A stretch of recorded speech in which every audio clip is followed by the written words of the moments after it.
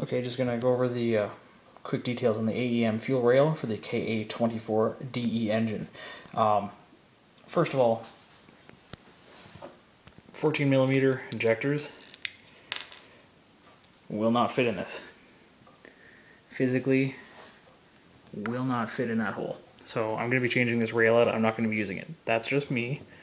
I mean, I'm pretty sure there's other fuel injectors out there that do fit. I just happen to get a good deal on these, and it's cheaper to get rid of the fuel rail than it is the injectors. Well, probably. Depends on who's buying whatever and what exactly I'm selling. Anyways, everything the kit comes with. Rail, standoff, couple bolts, banjo bolt, plug, crush washer. And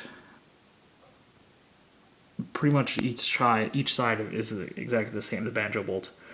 And then you got your two bolts for going into the manifold itself. Now this is the plug right here.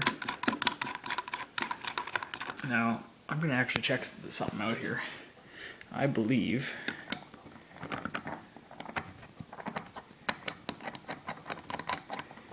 this is a ISIS fuel pressure regulator, and it is the exact same thread. AEM and ISIS seem to have the exact same ports. On the fuel pressure regulator, that port, and that port are the same. And here's where you can get a little bit creative with all of this here. Let's say you don't want to run a banjo bolt. Let's remove that off here.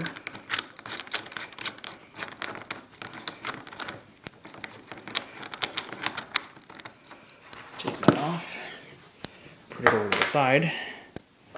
And let's take one of these, because it should be the exact same thread.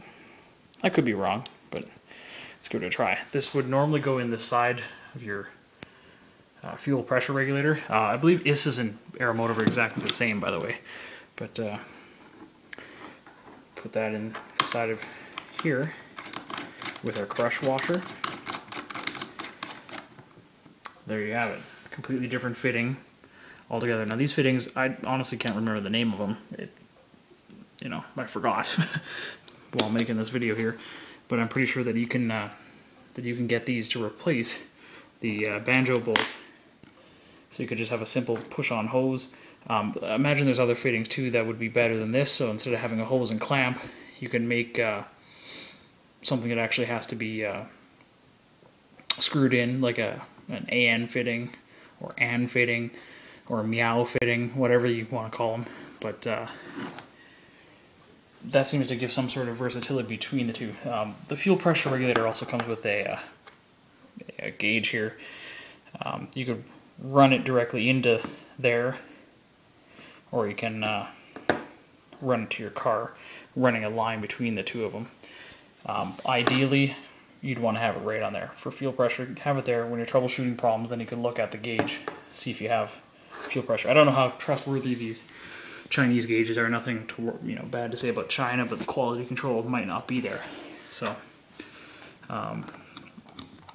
anyways, I'm just going to set that in there.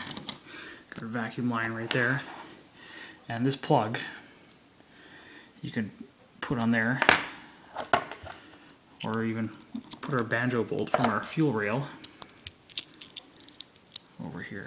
It's kind of hard to do while filming at the same time. I would like to ideally hold that.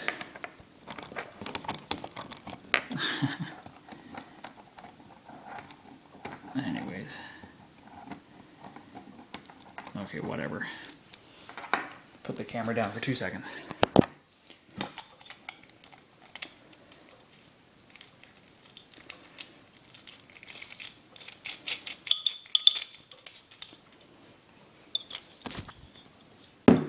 There.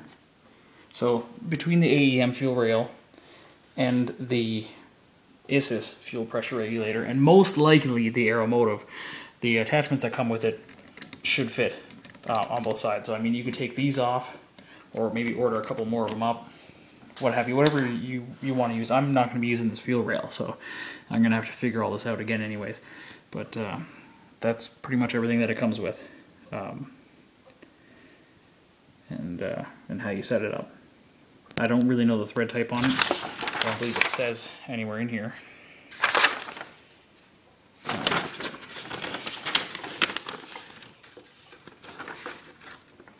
Yeah, basic obvious stuff like don't smoke around fuel systems and what have you. But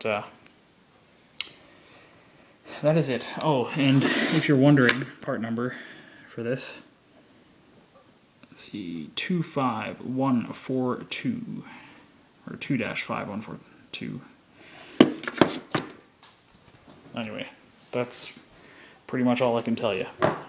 Other than that, I'm going to be getting rid of these injectors, or the fuel rails run to these injectors instead. So we'll see what happens. Cheers.